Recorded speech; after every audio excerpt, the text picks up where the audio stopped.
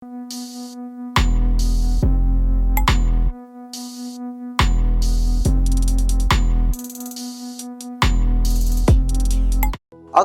जातक कथा इस तरह शुरू होता है। पहले पहले वाराणसी देश में ब्रह्मदत्त राजा जो राज्य कर रहे थे, उस समय बोधिसत्व यही वाराणसी में महादानशाली, महासंपत्तिशाली, वैभवशाली सेठ होके जन्म होते हैं।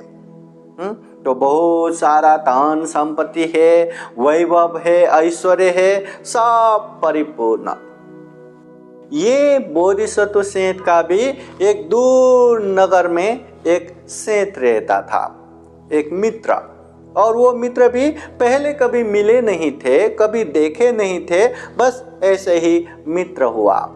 तो यहाँ भी वर्तमान कहानी जैसा ही एक समय वो दूर नगर में रहने वाले सेठ ने 500 बैलगाड़ाओं में अनेक तरह से सामान भर के कि वाराणसी में हमारा मित्र रहता है, सेठ है, उनके पास जाओ, वो सारा सहायता करेगा, ऐसा कह के भेज देते हैं। जब बोधिसत्व ये देखता है कि अपने मित्र ने 500 गाड़ियाँ भेजा, तो उन लोगों को अच्छे से स्वागत सत्कार करते हैं, खाने को, पीने को, रहने को देते हैं, आने के लिए जो भी खर्चा लगा वो खर्चा भी दे देते हैं, और अपने सेवकों को लगा के जो भी सामान लाया था वाराणसी नगर में सारा का सारा अच्छे दामों में बिकवा देते हैं। और वहाँ से जो भी अच्छे से सामान मिलता है, सस्ते से सस्ते जो मिलना था, वो सारा सामान खरीद के भी देते हैं, और सारा सामान बैलगाड़ाओं में भर के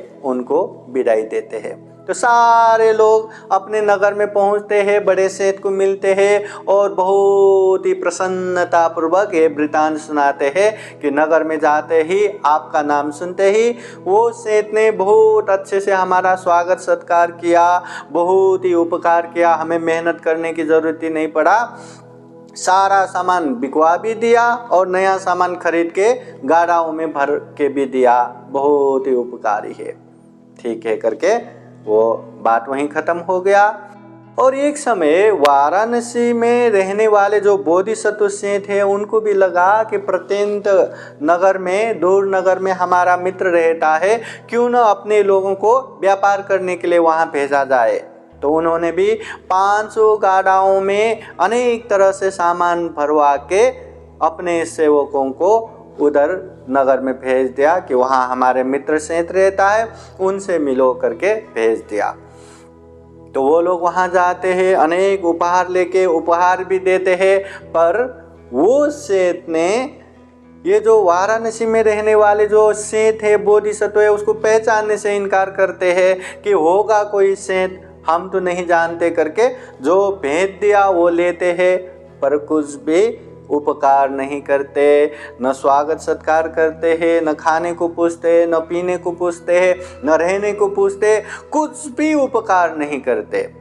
तो सेठ ने ऐसे कुछ भी पहचानने से भी इनकार करते हैं, वो साथ देने का, सहयोग करने की बात तो दूर की बात। फिर जो वाराणसी से गए हुए 500 गाड़ियों के लोगों को इतना तकलीफ हुआ, नए जगह पे वो सामान बेचना, नए जगह पे नए सामान खरीदना, बहुत ही तकलीफ हुआ, मुश्किल हुआ, न रहने की सुविधा, न खाने की सुविधा। इतनी तकलीफ़ों के बावजूद भी वो लोगों ने अपने सामान सारा बेच दिया, नया सामान खरीदा, फिर जल्दी जल्दी वो नगर छोड़ के अपने नगर वाराणसी में आके, वाराणसी नगर में आके अपने सेठ को मिल के सारे वृतांत सुनाते हैं कि वो सेठ ने हमें पहचानने से इनकार किया, कुछ भी सहयोग नहीं किया, वो बहुत ही अकृतज्ञ है, ऐसा ऐसा सुनाते हैं। फिर ये भी समाप्त हो गया। फिर और एक बार ऐसा भी होता है कि दूर नगर में रहने वाले सेठ ने फिर से 500 गाड़ियों में सामान भरवा के वो लोगों को वाराणसी भेजते हैं कि वहाँ हमारे मित्र रहते हैं, उनके पास जाओ, वो सब करवा के देगा। और वो लोग जब मिलने के लिए, सेठ को मिलने के लिए आते हैं, सेठ के अपनों ने हाँ, सेठ को आप रुकिए, हम उन लोगों का स्वागत सत्कार करते हैं करके उन लोगों को एक सुनसान जगह पे लेके जाते हैं। वहाँ पे अच्छे से अच्छे खाने को दूंगा, हाँ, बंदोबस्त करूंगा करके वहीं छोड़ के जाते हैं। कोई भी सेवा सत्कार नहीं, वो लोग आएगा करके वहीं प्रतीक्षा करके बैठते हैं। और जैसे जैसे रात होता है, अंधेरा होता है, तो वो वाराणसी बोधिसत्व सेठ के जो अपने हैं, उन लोगों ने बहुत सारे सेवक, बहुत सारे लोगों को जमा करके वहाँ लूटपाट मचा देता है, सारा सामान बिखेर देता है, बैलों को छोड़ देता है, अनेक तरह से तहस नहस कर देता है। तो ये देख के वो गाड़ाओं के साथ आए लोग भी एकदम भय की वजह से, कहीं हमें न मार दे, कहीं हमारे जान न चले जाए, एकदम डर के भय की वजह से वो लोग भी वो जगह छोड़ के भाग जाते हैं और भाग भाग के अपने नगर पहुंच जाते हैं। और अपने नगर में वो बड़े सेठ को मिलके कि ऐसा ऐसा हुआ, सारा चीज सुनाते हैं। तो महाकारुणिक तथागत बुद्ध ये जातक कथा और वर्तमान बातों को जोड़ते हुए ये जातक कथा अनाथ पिंडिक महाजन को सुनाते हैं। और जातक कथा के अंत में तथागत बुद्ध कहते हैं, तदा पचंतवासी इदानपि पचंतवासी एव, कि उस समय के जो प्रत्यंत नगर में रहने वाले जो सेठ थे, अभी के वही प्रत्यंत नगर में रहने वाले वही अकृतज्ञ सेठ थे, गुण को न जानने वाले सेठ थे। फिर तथागत बुद्ध कहते हैं, ये वो वाराणसी सेठोपन अहमेवाति, वाराणसी के जो श्रेष्ठ है, जो सेठ है, वो तो मैं ही था कहते हुए तथागत बुद्ध ये जातक कथा सुनाते हैं। ये जातक कथा से यही सीख मिलता है कि कोई हमें उपकार करता है, कोई हमें साथ देता है, सहयोग करता है, तो हमें भी उनके प्रति कृतज्ञ होना चाहिए। उनको भी हमें साथ देने के लिए, सहयोग देने के लिए हमेशा तत्पर रहना चाहिए, हमेशा दिल से तैयार होना चाहिए। अगर कोई हमें सहयोग करे, कोई हमें उपकार करे और हम वो उपकार को भूल के कैसे भी व्यवहार करें, तो आगे से फिर से वैसा ही उपकार मिलेगा, फिर से वैसा ही सहायता मिलेगा, ये संभव नहीं है। जैसा हम करेंगे ना, वैसा ही परिणाम आता है। हम किसी को अच्छा करेंगे तो परिणाम निश्चित रूप से अच्छा ही आएगा। हम किसी को बुराई करेंगे तो परिणाम भी बुराई आ जाता है। इसलिए उपकार करना चाहिए, और कोई उपकार करता है तो हमें वो उपकार याद रखना चाहिए, कृतज्ञ होना चाहिए। इसलिए महाकारुणिक तथागत बुद्ध ये लोक में 2 गुण धम्म दुर्लभ है ऐसा उपदेश देते हैं। इस दुनिया में 2 गुण धम्म अति दुर्लभ है। वो क्या 2 गुण? निस्वार्थ भाव से उपकार करने वाला, ये दुर्लभ है, और दूसरा जो उपकार किए हुए को याद करके कृतज्ञ होने वाला, ये भी दुर्लभ है। अब देखिए ना, यहाँ कोई किसी को उपकार करता है, साथ देता है, सहयोग करता है, तो वो सहयोग में, वो उपकार में भी अपने स्वार्थ ढूंढता है। मैं किसी को 1000 रुपये का साथ दूं तो मुझे 10,000 का फायदा होना चाहिए। मैं किसी को ये साथ दूं तो वो भी मुझे ऐसे साथ देना चाहिए, ऐसा बिजनेस की तरह। हाँ, उपकार भी व्यापार की तरह सोचते हैं। निस्वार्थ भाव से मैं उपकार कर रहा हूँ, बस कर रहा हूँ कि उपकार के बदले में मुझे ये चाहिए, वो चाहिए, ऐसे ना सोच के निस्वार्थ भाव से उपकार करने वाले इस दुनिया में बहुत ही दुर्लभ है। ये एक। और दूसरा, किसी ने उपकार किया करके, याद करके कृतज्ञ होने वाले, ऐसे लोग भी दुर्लभ है। इंसानों की फितरत क्या है? जितने भी उपकार करो, जितना भी साथ दो, जितना भी सहयोग करो, अगर थोड़ा भी गलती किया हो, थोड़ा भी गलत हुआ हो, वही गलत याद कर करके उसने मुझे ऐसे किया था, उसने मुझे ऐसे बोला था, उसने मुझे ऐसे सोचा था, ठहरो, मेरी भी बारी आएगी, मैं भी ऐसा बोलूँगा, मैं भी ऐसा करूँगा, मैं भी ऐसा सोचूंगा, ये सोचते सोचते रहते हैं, मौका ढूंढते रहते हैं।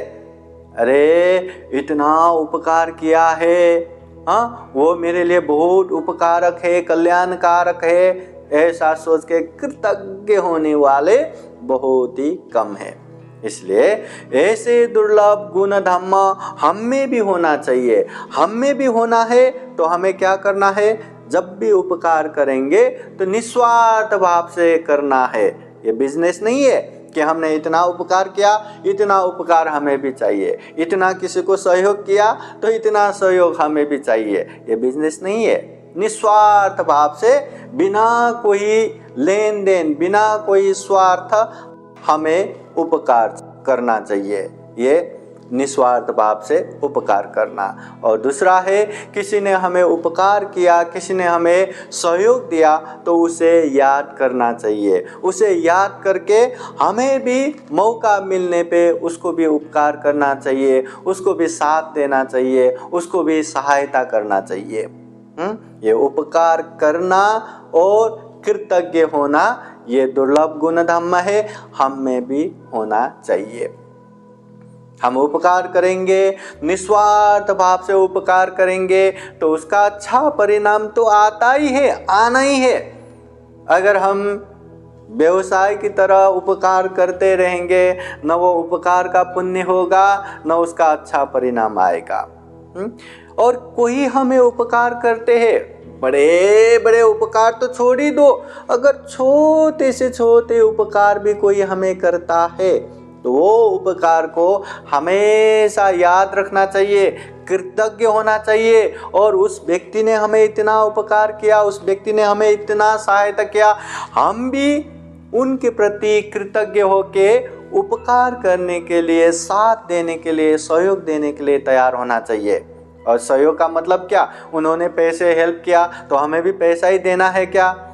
उन्होंने कुछ सामान दिया तो हमें भी सामान ही देना है क्या? नहीं, कम से कम ये शरीर से, ये वाणी से, ये मन से अच्छे से साथ दिया तो भी बहुत बड़ा कृतज्ञ हो गया। इसलिए हमेशा उपकार को याद करना है, कृतज्ञ होना है। अब ये जातक कथा में वो सेठ कृतज्ञ नहीं बना।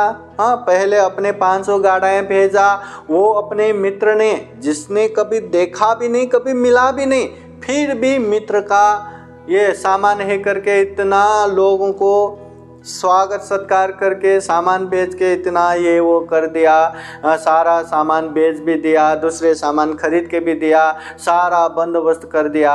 मगर वही सेठ के गाड़ाएं व्यवसाय करने के लिए अपने नगर में आए तो क्या किया?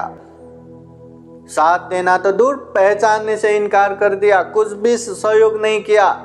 कितना तकलीफ हुआ उन लोगों को। हाँ, इसलिए ये कृतज्ञ नहीं बना। इसलिए जब वो लोग भी दूसरी बार फिर अपने सामान, अपने लोग वहाँ भेजा तो वहाँ से भी कोई सहायता नहीं आए। जो गुस्से वाले सेवक लोगों ने सारा सामान भी लुटवा के तहस नहस कर दिया। इसलिए जीवन में हमेशा उपकार करना है और उपकार को याद करके कृतज्ञ होना है। ऐसा करने से हमारे जीवन बहुत ही सुखी होगा, कल्याणकारी होगा। तो ये है अकृतज्ञ जातक, अकृतज्ञ जातक। अभी हम जातक कथा के अंत में आशीर्वाद देते हैं।